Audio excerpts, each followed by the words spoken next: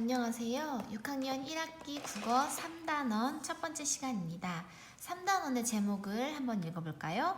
짜임새 있게 구성해요. 자, 여기에서 이 짜임새라는 것은 무엇일까요? 글이 짜임새가 있다라고 하면 글의 앞뒤 연결관계가 자연스럽게 연결이 되고 또 체계적인 그런 글을 말을 합니다. 그래서 글을 짜임새 있게 구성하기 위해서 이번 단원에서는 다양한 자료를 활용해서 체계 있게 짜보도록 하겠습니다. 그래서 짜임새 있게라는 뜻을 여기 옆에다가 살짝 정리를 해볼까요?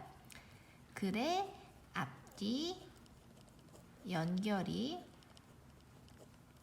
자연스럽고 체계적이다 라는 것을 말합니다. 자, 그러면 어떤 다양한 자료들을 활용해서 글을 짜임새 있게 체계적으로 구성을 할 수 있을까요? 아래 94쪽, 95쪽에 있는 그림을 보도록 하겠습니다. 자, 먼저 여기에 있는 여기 친구들 앞에서 발표를 하고 있는데요. 무엇을 이용해서 발표를 하고 있나요? 네, 지금 그래프, 도표를 사용해서 지금 한눈에 알아보기 쉽게 그림을 나타내고 있습니다. 여기에 있는 거는 어떤 그래프인가요? 네, 막대를 이용한 막대 그래프를 사용했네요. 막대 그래프처럼 도표를 사용할 수도 있고요. 그 다음에 95쪽을 한번 볼까요? 네, 이 친구는 커다란 이 고사리 사진을 가지고 와서 친구들 앞에서 설명을 하고 있어요. 이 친구는 사진 자료를 가지고 왔는데 사진 자료를 커서 뒤에 있는 친구들도 내용을 쉽게 알아볼 수 있게 해 주었습니다. 자, 그 다음 친구는 이번에는 지도를 보여주면서 말을 하니까 발표하는 친구가 가고 싶은 곳을 쉽게 알아볼 수가 있었습니다. 자, 발표를 잘하는 사람은 자료를 어떻게 활용할까요? 이 물음에 대한 답을 우리가 이번 단원에서 함께 찾아봅시다. 96쪽으로 넘겨볼게요. 공식적인 말하기 상황 살펴보기. 공식적인 말하기 상황을 떠올려보고 여러 사람 앞에서 말해본 경험을 친구들과 이야기해봅시다. 자, 우리 주변에서 다른 사람 앞에서 말하는 상황은, 이런 공식적인 상황은 어떤 것이 있을까요? 자, 먼저 그림을 살펴볼게요. 첫 번째, 학급 토의 시간이 있겠네요. 네, 학급 토의 시간에 친구들과 똑같이 말을 하지만 이 시간에는 공식적으로 말을 하게 됩니다. 그 다음에 뉴스에서 앵커가 소식을 전하는 것도 공식적인 말하기 상황, 그리고 수업 시간에 발표하는 것도 공식적 말하기 상황입니다. 자, 그러면 우리 주변에서 한번 공식적인 말하기 상황을 한번 찾아볼까요? 자, 그럼 요거를 반으로 나눠서 우리 주변과 그 다음에 학교에서 한번 두 가지로 나눠서 한번 찾아볼게요. 우리 주변에서 여러분 요즘 TV를 보시면 뉴스도 많이 하지만 오전 한 10시쯤에 질병관리본부에서 매일매일 브리핑을 합니다. 오늘 코로나 바이러스 환자가 몇 명이 나왔고 또 그 환자들은 어디에서 거주하는지 그런 것들을 말하는 것, 그것도 공식적인 말하기 상황이죠. 그래서 질병관리본부의 브리핑,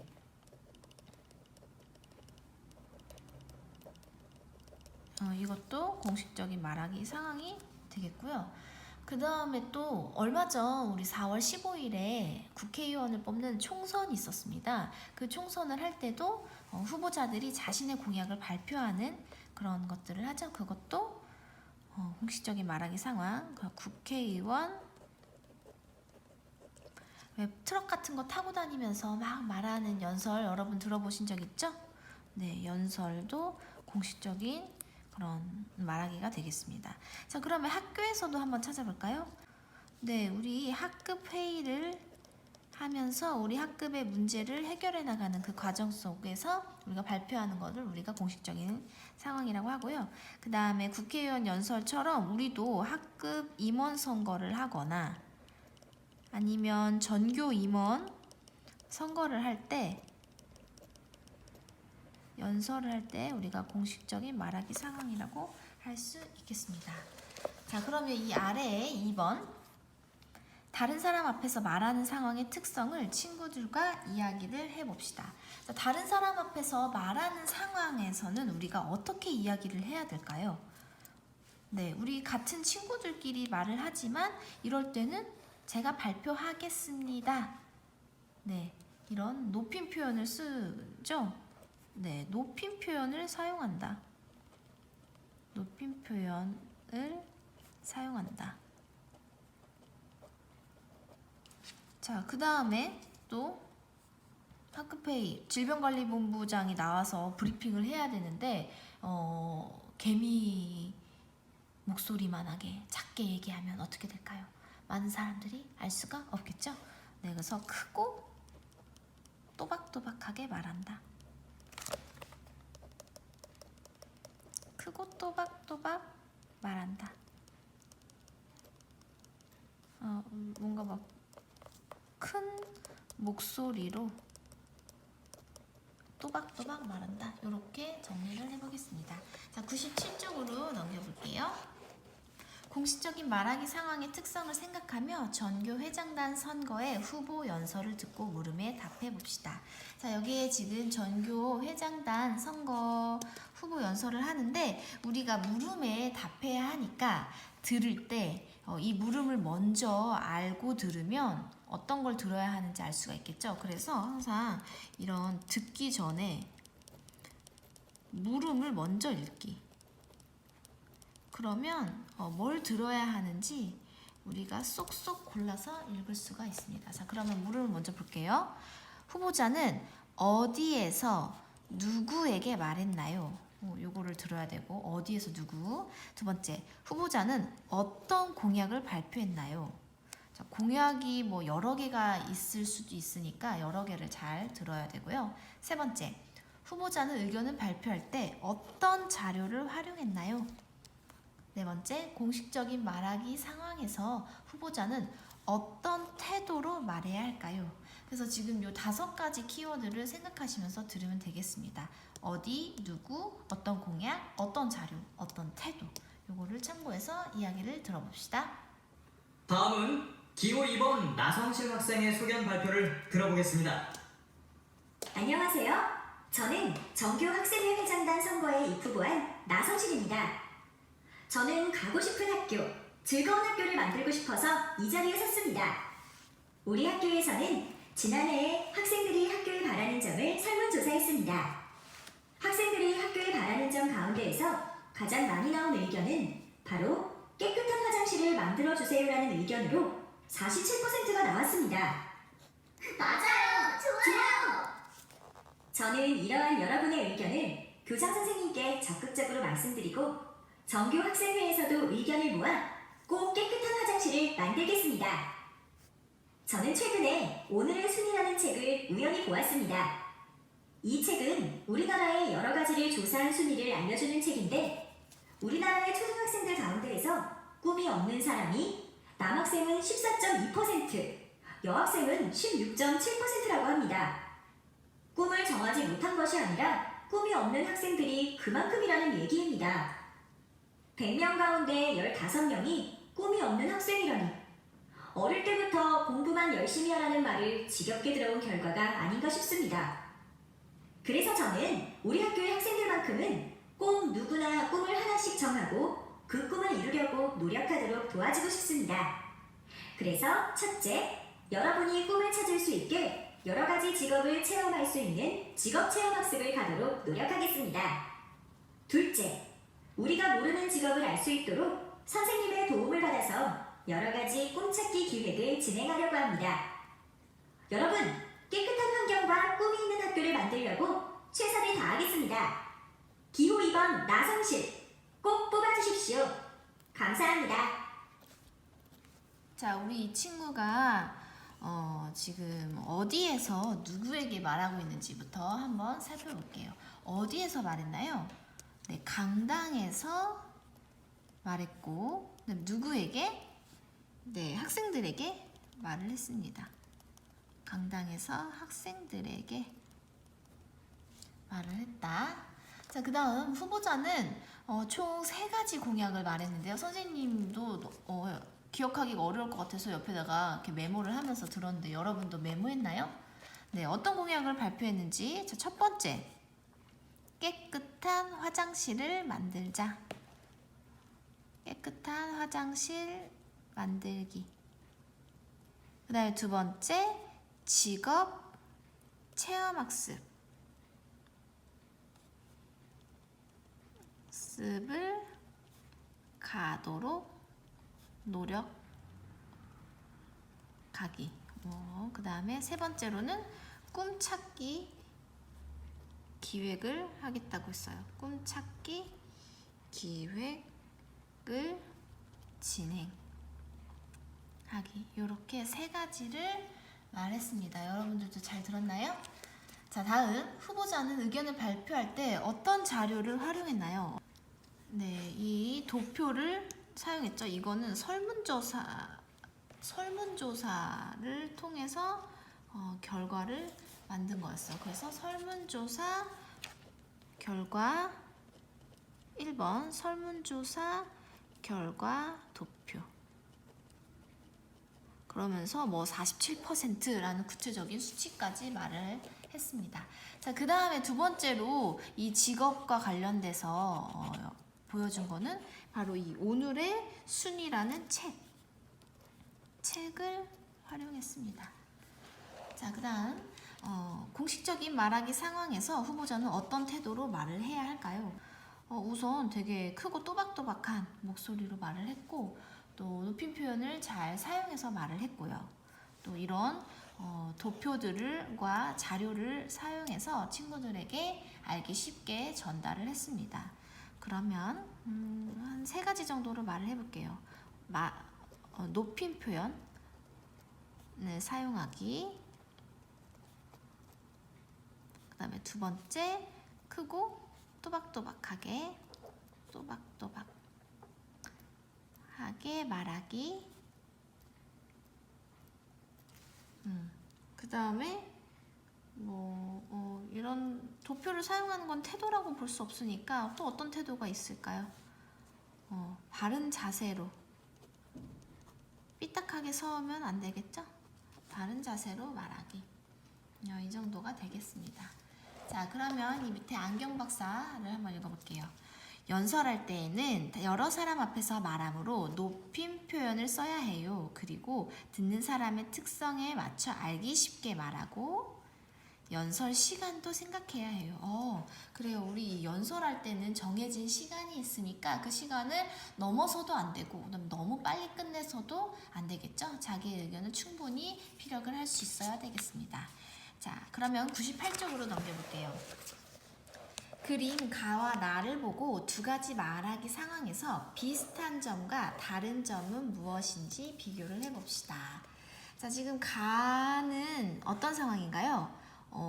운동장에 있는 이런 벤치에서 친구들이 편안하게 이야기를 하고 있는 상황인 것 같고요. 그 다음에 나는 우리 친구는 일어나서 얘기를 하고 있네요.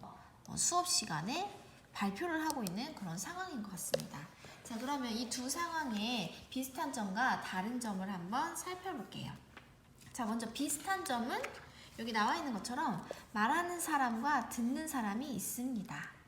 또 비슷한 점이 뭐가 있을까요? 말하는 사람은 누구인가요?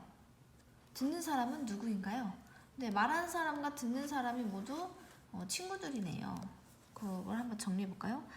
듣는 사람이 친구들이다. 네. 자, 그 다음 다른 점을 한번 살펴볼게요.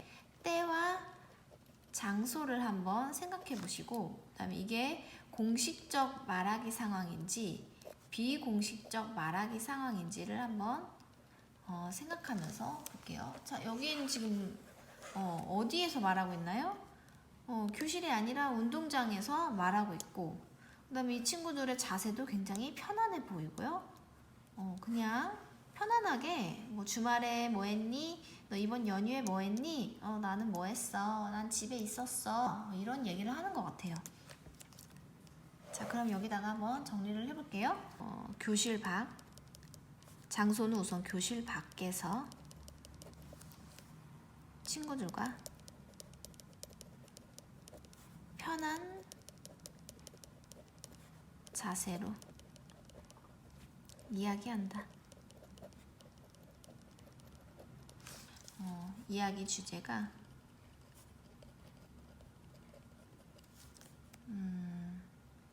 개인적인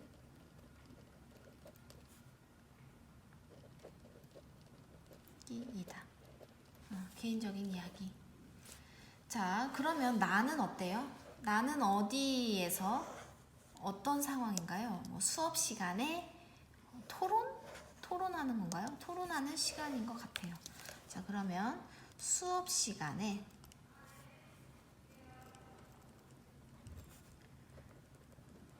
토론을 하고 있다.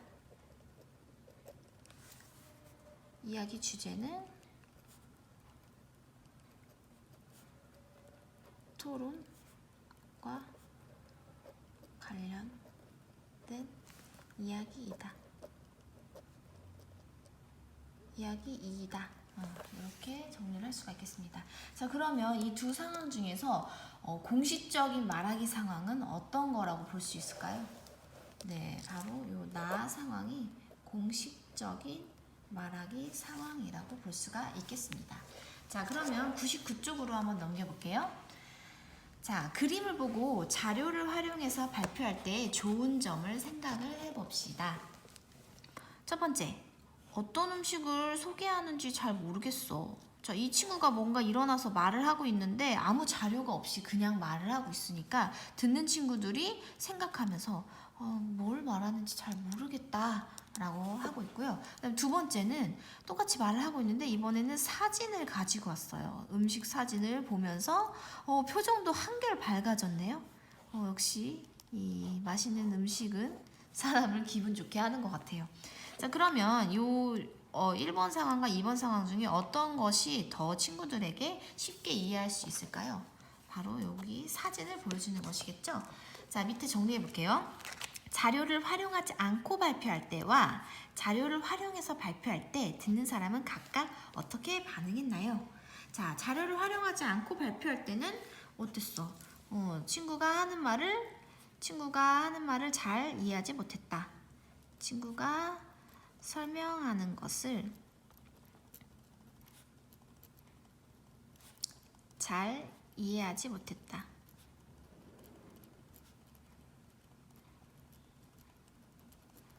자, 다음 자료를 활용해서 발표할 때는 친구들의 표정이 너무 밝아졌어요. 어때요? 친구의 설명을 잘 이해했다.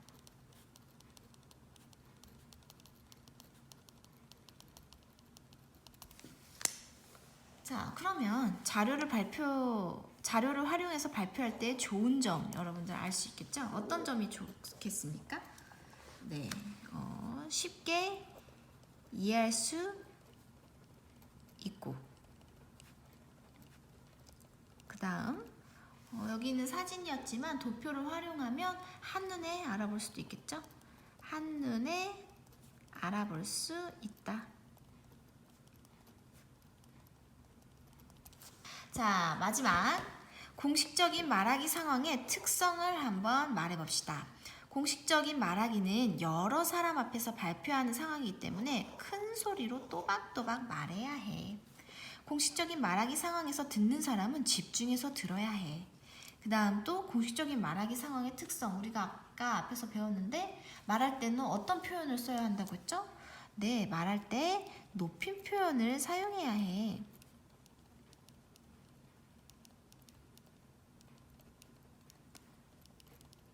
그리고 또 어떤 것을 활용하면 더 친구들과 잘 이해할 수 있을까요?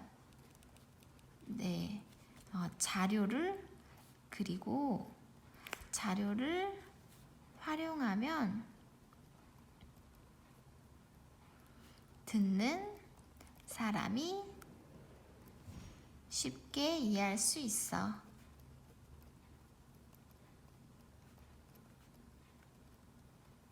자, 우리 이번 시간에는 공식적인 말하기 상황의 특성에 대해서 살펴보았습니다. 자, 그러면 다음 시간에 또 만나요. 수고하셨습니다.